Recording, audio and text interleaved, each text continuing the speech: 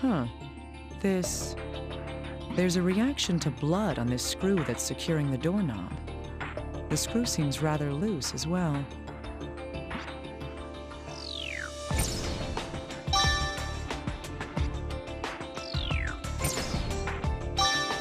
Come to think of it, the door to this room was chained shut when the fire started. Could this be related to that in some way?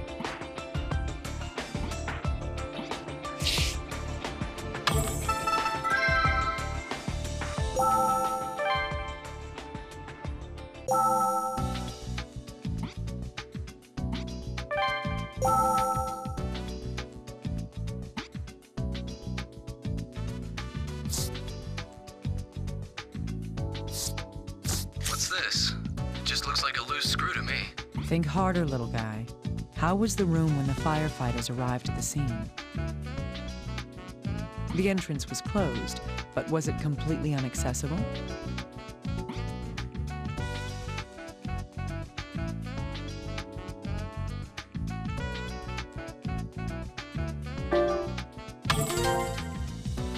That's right.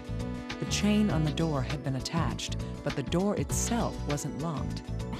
Sorry, but the door only opens about 15 centimeters with the chain attached. I don't even think a small child could get through a space that small.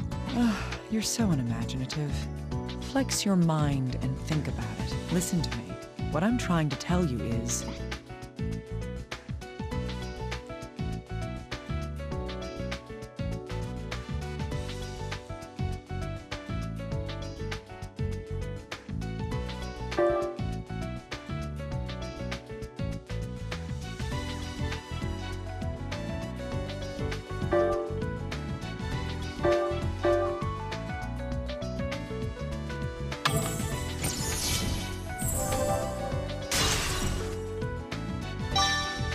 This loose screw tells us everything.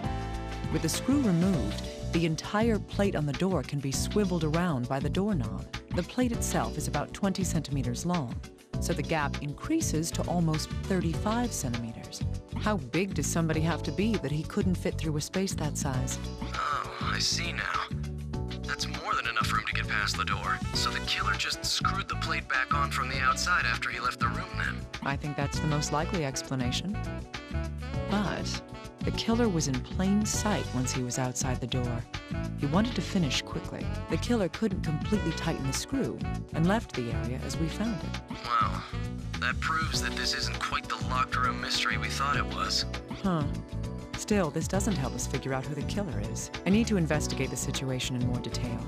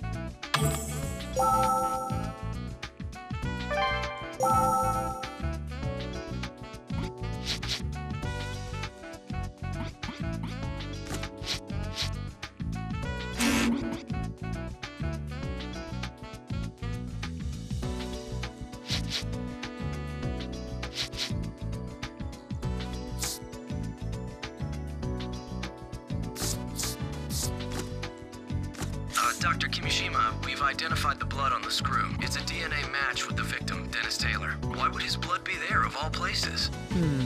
It's simple. What happened was...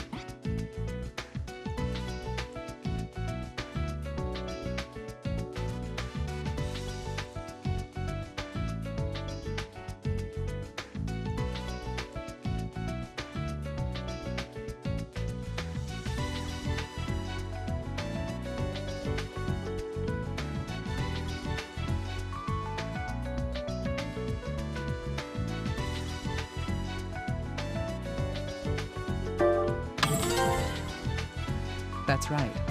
It's probably because it touched the murder weapon. Wait, why would the killer touch that screw with the murder weapon? He would have to, if the weapon was...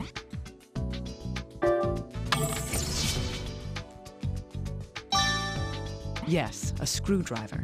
It was likely used to both loosen and tighten that screw. I see. Then the screwdriver left the blood on the screw while he was covering his tracks.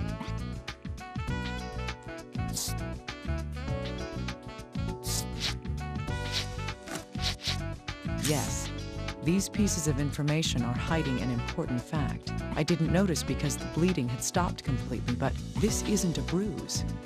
It's a stab wound. This strange pattern here is likely...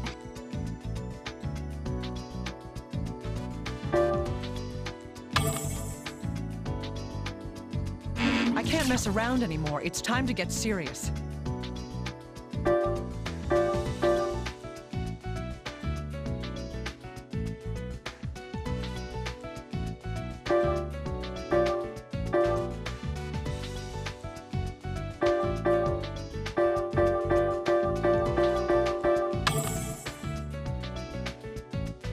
I can't mess around anymore. It's time to get serious.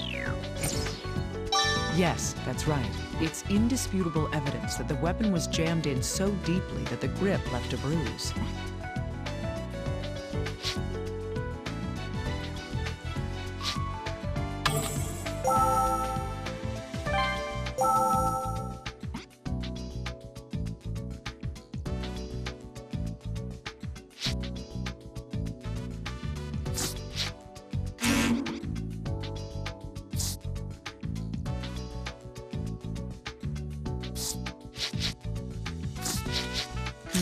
Looking at the location of the bruise, the tip of the screwdriver must have pierced Dennis's lung. His lung would then rupture, causing pulmonary emphysema, and he would have suffocated.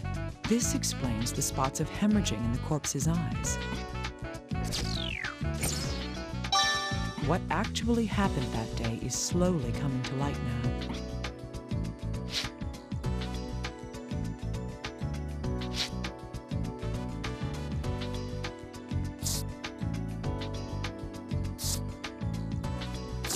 Yes. These two can tell us how the murder happened. On the day of the incident, the killer came to the victim's room and stabbed him in the torso. The murder weapon was... I can't make any more rash decisions. I need to think cautiously. Yes. The screwdriver pierced the victim's lung, causing pulmonary emphysema. This caused respiratory problems due to lung failure. Thus, the cause of death was... I can't make any more rash decisions. I need to think cautiously.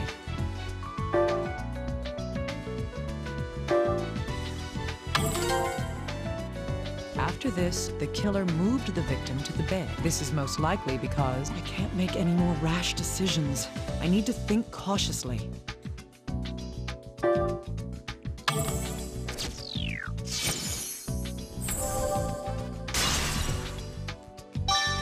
Indeed.